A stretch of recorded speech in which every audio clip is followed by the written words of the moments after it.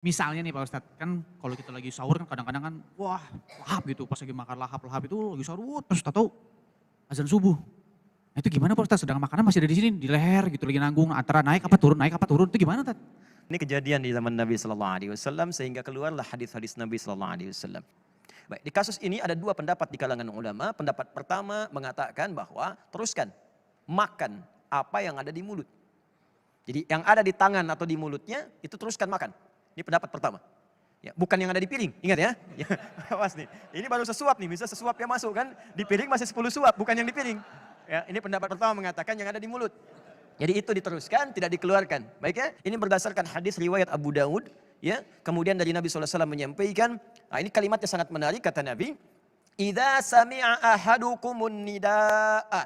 Jika seorang di antara kalian mendengar suara adzan, suara adzan. Ya, wal ina'a ala yadihi, sedangkan makanan itu masih di tangannya. Ya, sebagian ada di mulutnya. Fala yadha'hu hatta yaqdiya hajatahu. Maka jangan buang yang di tangan ini sampai dia menyelesaikan makannya. Nah, ini pendapat yang pertama dari kalangan para ulama. Yang kedua mengatakan ini pendapat lemah. Ini berdasarkan satu keterangan Al-Quran, surah tadi kedua Al-Baqarah, ayat 187. Allah sampaikan, wa kulu washrabu, silahkan makan dan minum, hatta yatabayyana lakumul khaytul abyadu minal khaytil aswadi minal fajr. Sampai tiba tanda-tanda fajar tiba. Kalau sudah fajar jangan makan lagi. Tanda fajar itu subuh. Subuh itu dimulai sekarang dengan adzan. Jadi kalau sudah berkumandang, Allahu Akbar, Allahu Akbar. Adzan, makanan keluarkan, tidak boleh makan dan minum lagi. Jadi yang pertama tadi dibantah oleh yang kedua, bertentangan dengan ayat Quran. Kalau ada di mulut kemudian masih dimakan, kata Imam An-Nawawi keluarkan itu. Imam An-Nawawi. Ya. Kemudian setelah itu ada hadis yang kedua. Ini yang diriwayatkan di Al-Bukhari. Yang dimaksud tadi sedang adzan jangan dibuang makanan, itu ditafsir lagi oleh hadisnya Al-Bukhari. Anna bilalan yu'adzinu bilailin. Maka Bilal sedang menunaikan adzan menjelang ke fajar.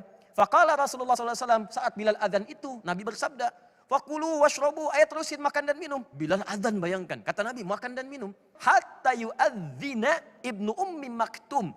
Fa innahu la yu'adzinu hatta yatlu al-fajru.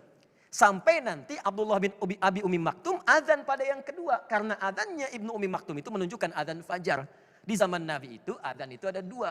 Pertama adzan Bilal sebelum subuh. Mengingatkan orang yang sedang sahur itu cepat. Sebentar lagi tiba fajar. Begitu adzan yang kedua barulah kemudian mereka selesai makan.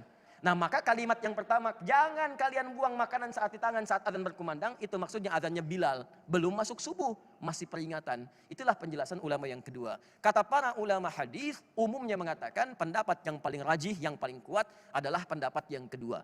Wallahu ta'ala alam bissawab.